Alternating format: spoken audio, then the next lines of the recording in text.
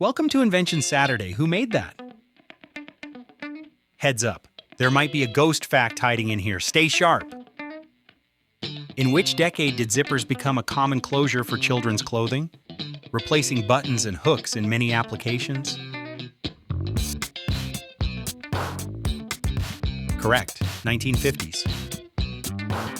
What was the name of the first smartphone widely considered to be a commercial success, released in 2007? That's right, iPhone. Why might a battery swell or bulge? You got it. It's been overcharged or exposed to extreme temperatures.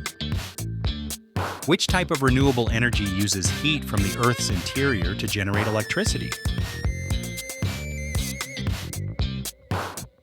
Nailed it, geothermal energy. George Washington Carver promoted the use of legumes in crop rotation. What benefit did legumes provide to the soil? You got it, they add nitrogen back into the soil.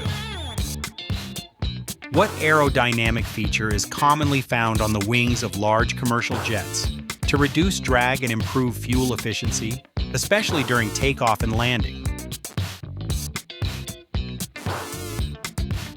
Correct, winglets.